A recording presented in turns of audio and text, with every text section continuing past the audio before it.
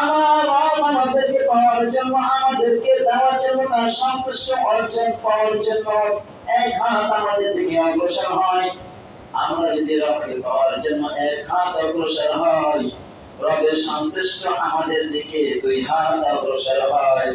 আমরা রবকে পাওয়ার জন্য যদি দ্রুত গতিতে দিকে ছুটে যাই, আমার রব আমাদের কাছে দ্রুত গতিতে নয়, দৌড়ে আমাদের কাছে আসে। এখন বলতে পারেন আমরা রবকে পেতে চাই। রব যেহেতু আমাদের কাছে এসে আমাদের সন্তুষ্ট কামনা করতে চায়, আমাদের কাছে রহমত দিতে চায়, খুশি হতে চায়, রব আমাদের দিকে দৌড়ে আসে। এখন জিকিরটা কেমন হবে? সেই জিকিরের কথা আল্লাহ রাব্বুল আলামিন সূরা আ'রাফ 205 নম্বর আয়াতে বলে দিয়েছেন। আল্লাহ রাব্বুল আলামিন বলেছেন, ওয়াযকুর রাব্বাকা ফী নাফসিকা তাদাররুআন ওয়া খীফাতান ওয়া দুনাল জাহরি মিনাল কওলি বিল গুদুবি ওয়াল আসাল ওয়া লা তাকুন মিনাল গাফিলিন। আল্লাহু আকবার। সম্মানিত দিনী মুসলমান ভাইরা, জিকির যেহেতু জিকিরের এত মর্যাদা, এত ফজিলত, এত গুরুত্বপূর্ণ বিষয়, এই জন্য আল্লাহ রাব্বুল আলামিন বলেছেন, বান্দারা এমন ভাবে দেখো, ওয়াযকুর রাব্বাকা ফী নাফসিকা তাদাররুআন ওয়া খীফা। আল্লাহ রাব্বুল আলামিন বলেছেন, নবী হে, আপনি আমাকে স্মরণ করুন, কান্না জড়িত কণ্ঠে আমাকে স্মরণ করুন, মৃত বাহন নিয়ে সম্পর্কে ভয় করে আমাকে স্মরণ করুন, উচ্চ আওয়াজে নয়, মিডিয়াম ভাবে আমাকে স্মরণ করুন। ওয়ালিন তাজহার বিল কওলি বিল গুদুবি ওয়াল আসাল, এবং অনিশ্চ কণ্ঠে আমাকে ডাকো। ওয়ালা তাকুন মিনাল গাফিলিন, তুমি তাদের অন্তর্ভুক্ত হও না যারা গাফলাতের মধ্যে ডুবে আছে। নবী হে, আপনাকে আমি স্মরণ করে দিলাম কিভাবে স্মরণ করতে হবে, কিভাবে জিকির করতে হবে। কান্না জড়িত কণ্ঠে আমার কাছে তুমি কান জিকির করো, চাও। মৃত বাহন, মৃত অবস্থা আমার কাছে চাও। অনুচ্চ আওয়াজে, একবার বিকট আওয়াজে নয়, মিডিয়াম কণ্ঠায় আমাকে চাও, আমার কাছে জিকির করো।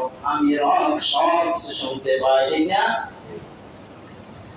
আমার রব ডাক শুনছেন হযরত ইউনূস আলাইহিস সালাম মাছের পেটে, মাছ আবার গভীর পানির ভিতরে বসে, যখন মাছের পেটের ভিতরে বসে বলছেন, সুবহানাকা লা ইলাহা ইল্লা আনতা সুবহানাকা ইন্নী কুনতু মিনাজ জালিমিন। বলছেন না?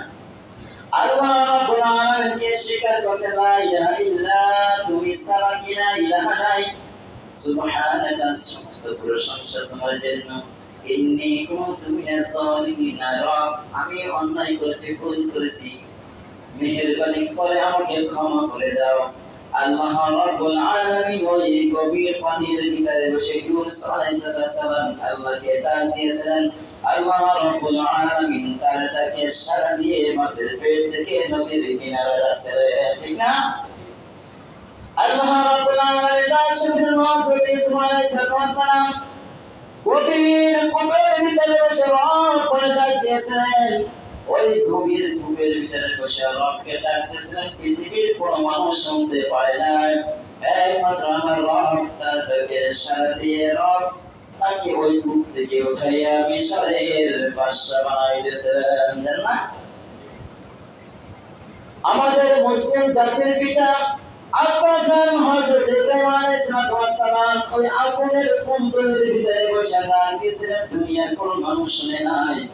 রব এই আগুনের ভিতরে বসে ডাক শুনে আল্লাহ রাব্বুল আলামিন তার খলিলকে বাঁচানোর জন্য আগুনকে নির্দেশ দিয়েছেন, কুলনা ইয়া নারু কুনি বারদান ওয়া সালামান আলা ইব্রাহিম।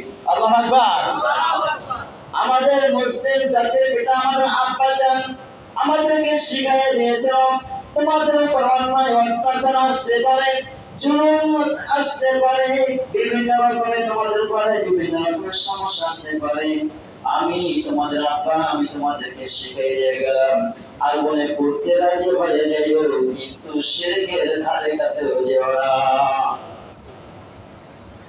أجل لنا وسواد ربك في نفسك تضرعا وخيفة ودون الجهر من القول بالغدو والآصال আমার কাছে কান্না জড়িত অবস্থা আমার কাছে আমার জিকির করো, ভয় অবস্থা আমার কাছে আমার জিকির করো, এবং কি করো অউচ্চ আওয়াজে এবং উচ্চ আওয়াজে তুমি কি করো না, আমি রব আমার জিকির করো না। যদি উচ্চ আওয়াজে তুমি যদি জিকির করো, কোন মসজিদে বসে তুমি আল্লাহ রাব্বুল আলামিন জিকির করতেছো, তুমি এক জায়গায় বসে জিকির করতেছো, আরেকজনে কোরআন তেলাওয়াত করতেছে, আরেকজন তাসবিহ করতেছে, আরেকজনে সালাতে দাঁড়ায় গেছে, তোমার ওই জিকিরটা যদি ওইখানে উচ্চ আওয়াজে হয়, তোমার আশেপাশে যে সমস্ত ভাইরা ইবাদত করতেছে তাদের ইবাদতের সমস্যা হবে, ঠিক না? এই জন্য কোন ব্যক্তি যদি সালাত আদায় করে, সেই সালাত আদায় করার সময় কোন ব্যক্তি আওয়াজ করে কোরআন তেলাওয়াত করতে পারবে না, এটা শরীয়ত, ঠিক না? আপনি কোরআন আস্তে বলেন, সমস্যা হবে না।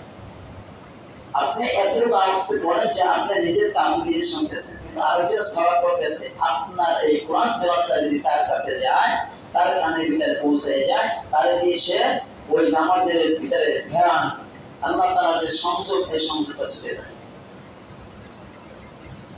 সালাত মানে কি? সংযোগ। কার সাথে? আল্লাহর সাথে সংযোগ। আল্লাহর সাথে কি সংযোগ?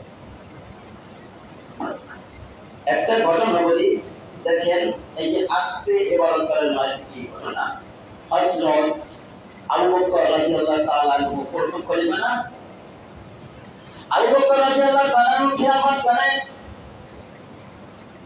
ওমরকে ডাক দিয়ে বলেন, ওমর এদিকে আসো, আমি আবু বকরের খলিফা, আমার রাজ্যের দিকে তুমি ঘোরো, ঘুরে ঘুরে দেখো কার কি সমস্যা আছে। ঘুরতে ঘুরতে এক বৃদ্ধা মহিলার বাসার কাছে গেল, যাই দেখতেছে বৃদ্ধা মহিলা ঝাড়ু দিতে পারতেছে না, কষ্ট হয়, বুক থেকে পানি উঠাইতে পারতেছে না, কষ্ট হয়। আবু বকর ওমর রাদিয়াল্লাহু তাআলা ওই বৃদ্ধা মহিলার কাছে জিজ্ঞাসা করলো, বুড়িমা আপনার কোন খাদেমের কোনো প্রয়োজন আছে কিনা? বুড়িমা বলল, হ্যাঁ আমি বৃদ্ধ হয়ে গেছি, আমার একটা খাদেমের প্রয়োজন, ওই কূপ থেকে পানি উঠাইতে পারি না, আমার একজন খাদেম প্রয়োজন, ঘর ঝাড়ু দিতে পারতেছি না, একটা খাদেমের প্রয়োজন। ওমর রাদিয়াল্লাহু তাআলা কথা শোনার পরে আবু বকর রাদিয়াল্লাহু তাআলা কাছে গেলেন, আমিরুল মুমিনিন, অমুক জায়গায় এক বৃদ্ধা মহিলা আছে, তার ঘর ঝাড়ু দেওয়ার মতো শক্তি তার নাই, কূপ থেকে পানি উঠাবে সেই শক্তি তার নাই। ওমর রাদিয়াল্লাহু তাআলা বলেন, আমিরুল মুমিনিন, আমাকে যে ওই মহিলা বৃদ্ধা মহিলার খাদেম বানান, আমি আপনার কাছে এটা দাবি করি। আবু বকর রাদিয়াল্লাহু তাআলা বলেন, ওমর যাও, আজকে থেকে তুমি ওমর ওই বৃদ্ধা মহিলার খাদেম। ওমর রাদিয়াল্লাহু তাআলা ফজরের নামাজ পড়ে আস্তে আস্তে হাঁটতে হাঁটতে বৃদ্ধা মহিলার বাড়িতে গেলেন। যাওয়ার পরে বলছে, বৃদ্ধা মা, বুড়িমা, আপনি একটা ঝাড়ু দেন, একটা বালতি দেন, ঘরটা ঝাড়ু দিয়ে দেই, আর আপনার কূপ থেকে পানি উঠাইয়ে দেয়। বৃদ্ধা মহিলা বলতেছেন, বাবা, তুমি আসার আগে কে যেন আমার কাছ থেকে ঝাড়ু দিয়ে ঘরটা ঝাড়ু দিয়ে গেল, আর তুমি আসার আগে কে যেন কূপ থেকে পানি উঠাই দিয়ে গেল। ওমর রাদিয়াল্লাহু তাআলা চিন্তা করলেন, না, আমার মনে হয় দেরি হয়ে গেল না, আজকে আর দেরি হয়ে গেল, আগামীকাল একটু তাড়াতাড়ি আসার চেষ্টা করব। আবু বকর রাদিয়াল্লাহু তাআলা সালাত শেষ হয়ে গেছে, ফজরের নামাজের সাথে সাথে দ্রুত চলে আসো। আসার পর বলতেছেন, বুড়িমা ঝাড়ু দেন আর বালতি দেন। বুড়িমা বলতেছে, বাবা, আজকে তোমার কপাল খারাপ, তুমি আসার আগে কে যেন ঘর ঝাড়ু দিয়ে গেল আর কূপ থেকে পানি উঠিয়ে দিয়ে গেল। ওমর রাদিয়াল্লাহু তাআলা চিন্তা করলেন, যে ব্যাপার কারণটা কি, যেখানে আমাকে খাদেম বানাইলো, অথচ আমার আগে কে কাজ করে দিয়ে যায়, আমার মনে হয় দেরি হয়ে গেল। তিনি কি করলেন, না, আজকে ফজরের পরে না, আমি ফজরের আগে আজকে যাব, তাহাজ্জুদ পরে তারপরে ফজরের নামাজের আগে যাব। আবু বকর রাদিয়াল্লাহু তাআলা ফজরের আগে তাহাজ্জুদ পড়ে আসলো। বুড়িমা ঝাড়ু দেন আর বালতি দেন, আপনার কাজটা করে দিয়ে যায়।